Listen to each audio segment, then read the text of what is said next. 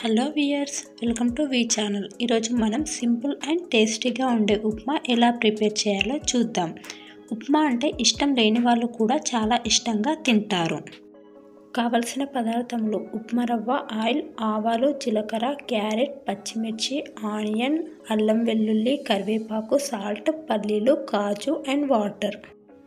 ప్యాన్లో 1 గ్లాస్ రవ్వ అలాగే హాఫ్ టేబుల్ స్పూన్ ఆయిల్ వేసి లో టు మీడియం ఫ్లేమ్లో అడ్జస్ట్ చేస్తూ కలుపుతూ కలర్ చేంజ్ అయ్యే వరకు వేయించుకొని వేరే ప్లేట్లోకి తీసుకోవాలి. వీడియోలో చూపించినట్టు రోస్ట్ చేస్తే సరిపోతుంది.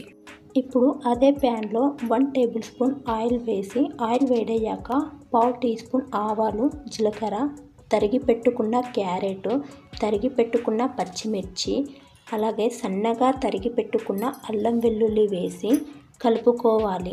ఫ్లేమ్ని మీడియం ఫ్లేమ్లో పెట్టుకోవాలి. క్యారెట్ 80% కుక్ అయినాక సన్నగా తరిగి పెట్టుకున్న ఆనియన్ వేసి అంతా బాగా కలుపుకొని 2 రెమ్మల కడిగి పెట్టుకున్న కరివేపాకు వేసుకొని కలుపుకోవాలి.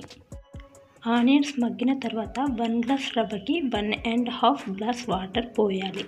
కొద్దిగా మెత్తగా కావాలనుకుంటే 2 గ్లాస్ వాటర్ యాడ్ చేయండి. 1 టీ స్పూన్ సాల్ట్ వేసి ఎసరు మరిగేంత వరకు మగ్గించుకోవాలి. ఎసరు మరిగాక ఇందాక రోస్ట్ చేసి పెట్టుకున్న రవ్వని వేస్తూ ఉండలు లేకుండా కలుపుకోవాలి. 90s కిడ్స్ మూవీలో లాగా ఎవరికైనా ఉప్మా అంటే ఇష్టం లేకపోతే ఒక్కసారి ఇలా చేసి పెట్టండి, మళ్ళీ మళ్ళీ ఉప్మానే చేయమంటారు, అంత టేస్టీగా ఉంటుంది.